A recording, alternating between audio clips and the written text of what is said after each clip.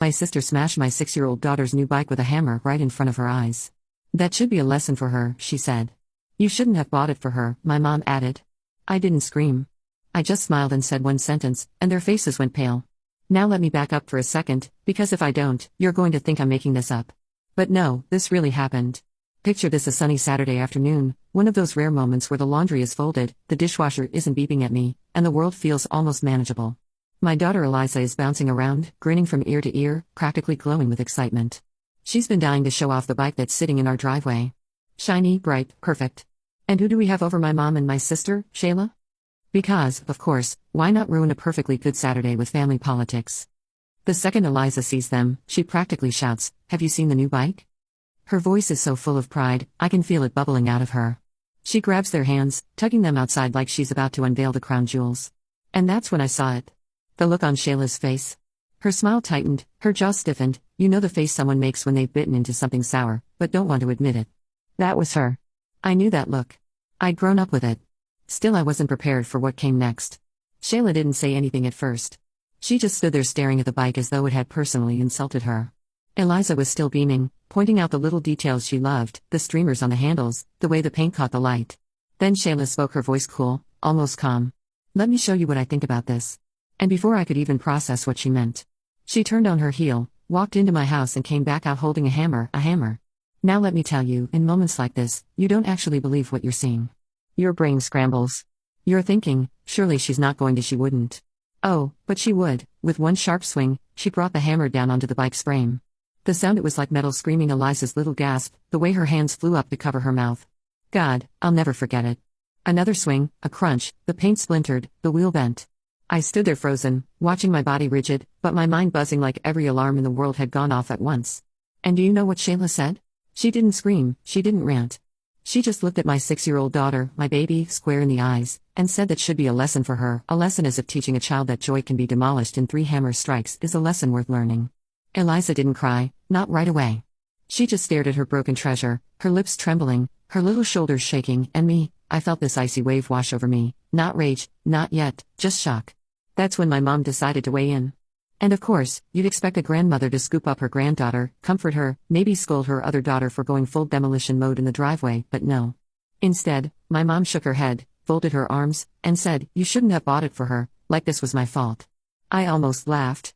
I mean, the absurdity of it, standing there while my sister turned a 6-year-old's joy into scrap metal, and somehow I'm the problem. I didn't scream, I didn't cry. I didn't throw myself at Shayla or snatch the hammer from her hands. No, I stood there, and I smiled, because sometimes silence is the sharpest knife you've got. Shayla dropped the hammer onto the concrete with a clatter. She actually looked satisfied. My mom nodded, as though Shayla had just made some sort of sensible point, and me, I just smiled and said one sentence, and whatever they expected me to do, plead, defend myself. Oh no, what I said made their faces go pale. Now you're probably dying to know what that one sentence was, and I'll tell you, but not yet, because the truth is that moment right there in the driveway with a bike smashed into a useless heap, my sister looking smug and my mom looking righteous. That moment didn't come out of nowhere. It was years in the making. Shayla was my little sister, 2 years younger than me, and she came into the world screaming, and honestly, I don't think she ever stopped. The difference is that when most kids scream, their parents teach them boundaries. When Shayla screamed, our parents taught me every tantrum of hers somehow circled back to being my fault. She didn't get the toy she wanted. Why didn't you let her have yours? Catherine, she lost a game. Why couldn't you just let her win? You know how sensitive she is. She broke something. Why did you make her so upset she threw it? By the time I was 10, I could have run a crash course on walking on eggshells. My mom's favorite line was, "Don't upset your sister," which was hilarious, because Shayla could be upset by literally anything. There was this one time, I still remember it like it was yesterday. I saved up my allowance to buy her a little necklace, cheap, but cute. I thought I was being a good big sister. She opened it, saw it wasn't pink, but blue. Shrieked like I'd handed her a dead rat and snapped the chain in half. My mom didn't scold her. She turned to me and said, "You know, she wanted pink. Why would you get blue?" That was my childhood in a nutshell. Shayla smashed things. I got blamed. Fast forward a couple decades, and guess what? Some things never change. I studied law, worked my way through long nights, and eventually built a decent career. It paid off. I make more than the rest of my family, enough to live comfortably, and because of that, I often ended up helping them financially, covering necessities, making sure bills got paid. But here's the problem with helping people who already resent you: no matter what you give, it's never enough. I'd help with groceries, electricity, or medication, but when I said no to extras, suddenly I was stingy, selfish, showing off in their eyes. If I wasn't bankrolling every whim, I was the villain. So when I tell you the bike incident didn't come out of nowhere, you see what I mean. It started one afternoon when my daughter Eliza and my niece Brooklyn, Shayla's little girl about the same age as Eliza, were playing outside. Brooklyn had her bike, the one she'd been riding for a while, except that day it gave out on her. Something snapped or slipped. I didn't see it happen, but I heard the wail. Eliza, bless her, tried to help. She's 6, so her idea of fixing things is basically poking at them and saying, I can do it.